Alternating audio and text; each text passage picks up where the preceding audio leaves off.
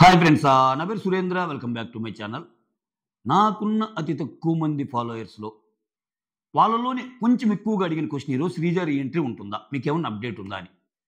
So నాకు కొంచెం ఎంతో పెరిగింది అసలు ఏంటి అని తెలుసుకోవడానికి ట్రై చేశా. శ్రీజ ఇప్పటికైతే ఆలోచన లేదంట వాళ్ళకి. ఇప్పుడు అసలు ఎవరిని తీసుకునే ఆలోచన లేదంట. సో ఇంకా ముందు ఏమన్నా ఉంటే మనకు తెలియదు.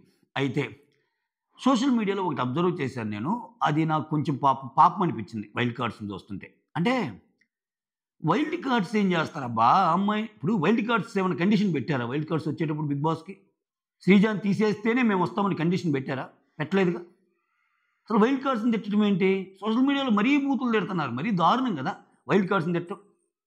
ఇప్పుడు వాళ్ళ ఆట బాగలేదని చెప్పు. ఇప్పుడు వాళ్ళకు ఒక ప్రాసెస్ పెట్టారబ్బా, ఆ ప్రాసెస్లో ఆమెను తీసేయాలి అనిపించింది, తీసేశారు. దానికి రకరకాల కారణాలు ఉండొచ్చు.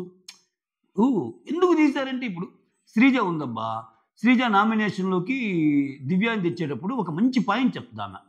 ఎందుకురా నువ్వు అది ఇదంటే, లేదురా నేను మొత్తం ఈక్వేషన్ వేసుకుంటే నాకు వచ్చేసరికి నా పక్కన ఎవరుంటే నేను సేఫ్గా ఉంటాను అన్నది కూడా నేను ఆలోచించుకున్నాను.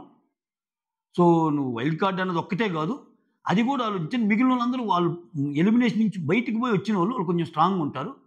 సో నువ్వైతే అంటే నాకంటే నువ్వు తక్కువ ఉంటావు కాబట్టి నువ్వు వెళ్ళిపోతావేమో అన్నట్టు ఆమె మాట్లాడింది. అఫ్కోర్స్ ఆ తర్వాత ఏమో వచ్చిందనుకోండి, అది వేరే విషయం. చెప్తున్నా నేను. సో ఇక్కడ శ్రీజ థాట్ ప్రాసెస్ వాళ్ళకెందుకు ఉండకూడదు? శ్రీజ చేస్తే కరెక్ట్ ఎలా అయింది, వీళ్ళు చేస్తే ఎలా తప్పు అయింది స్వామి.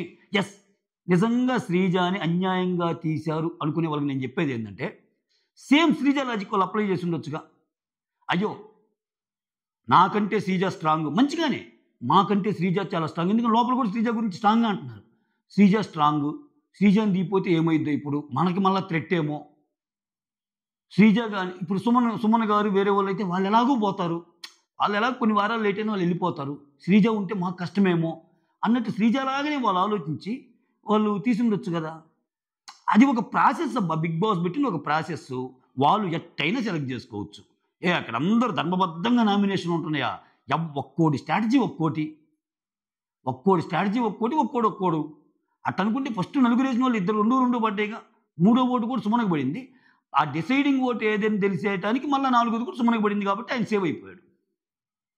సో ఇక్కడ నేనేమంటా అంటే వాళ్ళ ప్రమేయం లేదు. వాళ్ళకు ఒక ప్రాసెస్ పెట్టాడు, సెలెక్ట్ చేసుకోమన్నాడు, సెలెక్ట్ చేసుకున్నారు.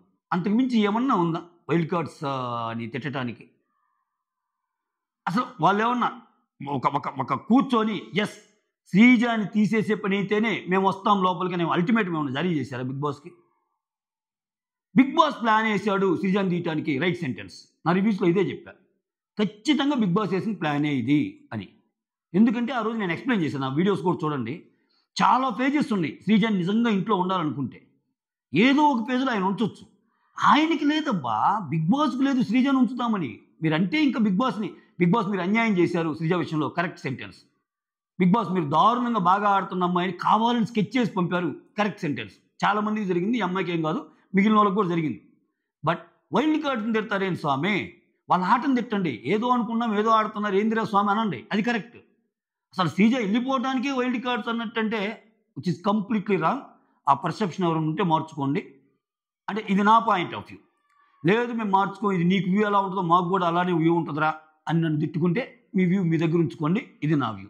That's all. Thank you so much.